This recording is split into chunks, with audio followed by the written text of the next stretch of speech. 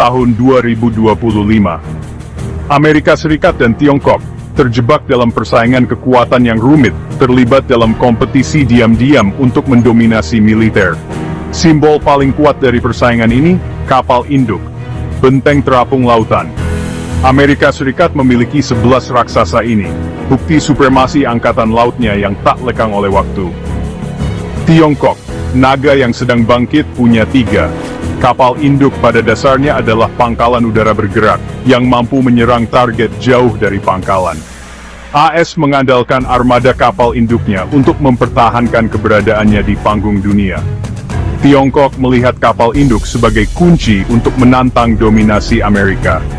Perlombaan membangun lebih banyak kapal induk hanyalah salah satu aspek dari kompetisi militer yang lebih besar antara AS dan Tiongkok. Taruhannya sangat tinggi, karena hasil dari persaingan ini akan membentuk lanskap geopolitik selama beberapa dekade mendatang. Angka-angka menunjukkan cerita yang menarik. Amerika Serikat, dengan anggaran pertahanan yang sangat besar, $895 miliar pada tahun 2025, masih mengerdilkan Tiongkok yang 266 miliar.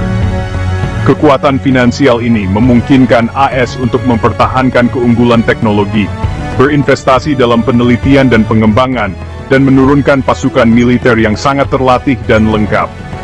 Namun, Tiongkok dengan cepat mengejar ketertinggalan. Pengeluaran pertahanannya terus meningkat selama beberapa dekade, mencerminkan tekadnya untuk membangun militer kelas dunia. Anggaran pertahanan Tiongkok tumbuh pada tingkat yang lebih cepat, dan mendapat manfaat dari biaya tenaga kerja dan produksi yang lebih rendah.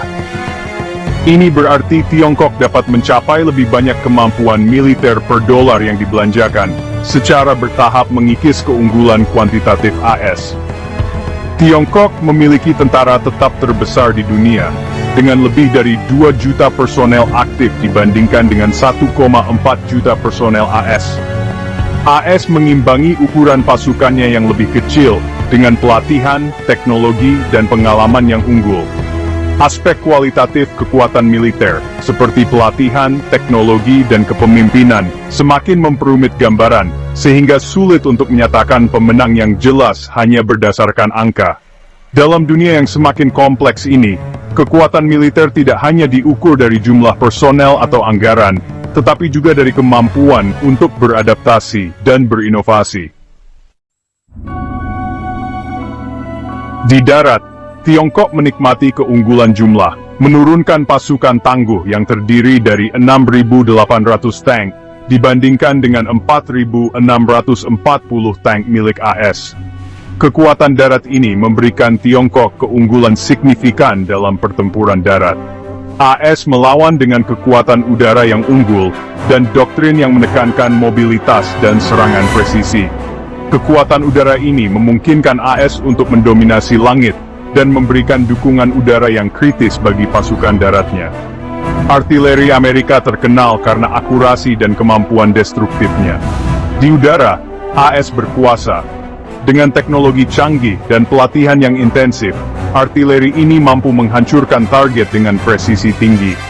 Angkatan udaranya, dengan lebih dari 13.000 pesawat, mengerdilkan 3.300 pesawat Tiongkok. Jumlah pesawat yang besar ini memberikan AS fleksibilitas dan kemampuan untuk merespons berbagai ancaman dengan cepat. AS mendapat manfaat dari jaringan pangkalan udara global, yang memungkinkannya untuk mengerahkan kekuatan udaranya dengan cepat. Pangkalan-pangkalan ini tersebar di seluruh dunia, memberikan AS keunggulan strategis yang signifikan. Tiongkok dengan cepat memodernisasi angkatan udaranya, memperoleh jet tempur canggih seperti jet tempur siluman J-20. Modernisasi ini menunjukkan komitmen Tiongkok untuk meningkatkan kemampuan militernya. Keseimbangan kekuatan di udara semakin rumit dengan munculnya teknologi baru, seperti drone dan rudal hipersonik. Teknologi ini mengubah cara perang udara dilakukan, dan menambah dimensi baru dalam strategi militer. Tiongkok telah banyak berinvestasi dalam teknologi drone, menerjunkan berbagai macam kendaraan udara tak berawak, Investasi ini memungkinkan Tiongkok untuk memperluas jangkauan dan kemampuan pengintaian serta serangan udara. Masa depan perang udara kemungkinan akan ditentukan oleh kombinasi platform berawak dan tak berawak, senjata hipersonik, dan kemampuan peperangan elektronik yang canggih. Inovasi ini akan memainkan peran kunci dalam menentukan pemenang di medan perang udara. Baik AS maupun Tiongkok memiliki persenjataan nuklir yang tangguh, yang mampu menimbulkan kehancuran yang tak terbayangkan. Kedua negara ini terus mengembangkan dan memodernisasi persenjataan mereka untuk memastikan mereka tetap berada di puncak kekuatan militer global. AS, dengan perkiraan 5.244 hulu ledak nuklir, mempertahankan triad nuklir yang lebih besar dan lebih beragam daripada Tiongkok, yang diperkirakan memiliki lebih dari 600 hulu ledak. Triad nuklir AS terdiri dari rudal balistik antarbenua, ICBM, pembom strategis, dan kapal selam yang dilengkapi dengan rudal balistik. Triad ini memberi AS kemampuan serangan kedua yang kuat, yang berarti mereka dapat merespons dengan kekuatan penuh, bahkan setelah serangan awal. Sementara persenjataan nuklir Tiongkok lebih kecil, ia dengan cepat memodernisasi dan memperluas kemampuannya. Tiongkok berfokus pada peningkatan teknologi dan jumlah hulu ledak untuk memastikan mereka dapat menandingi kekuatan nuklir global lainnya.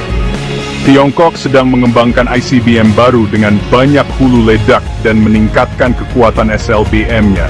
Ini termasuk pengembangan rudal balistik yang diluncurkan dari kapal selam yang lebih canggih dan sulit dideteksi. Di laut, Angkatan Laut AS berkuasa. Dengan armada kapal induk yang besar dan beragam, mereka dapat memproyeksikan kekuatan militer mereka ke seluruh penjuru dunia. Dengan 11 kapal induknya, AS mempertahankan kemampuan yang tak tertandingi untuk memproyeksikan kekuatan di seluruh lautan dunia. Kapal induk ini dilengkapi dengan pesawat tempur canggih yang siap untuk melaksanakan berbagai misi. Tiongkok dengan cepat memperluas dan memodernisasi angkatan lautnya, yang bertujuan untuk menantang dominasi angkatan laut AS di Pasifik Barat. Mereka berinvestasi besar-besaran dalam teknologi kapal perang dan kapal induk baru. Tiongkok telah meluncurkan 3 kapal induk dalam beberapa tahun terakhir, dengan lebih banyak lagi yang sedang dibangun. Ini menunjukkan komitmen mereka untuk menjadi kekuatan maritim utama.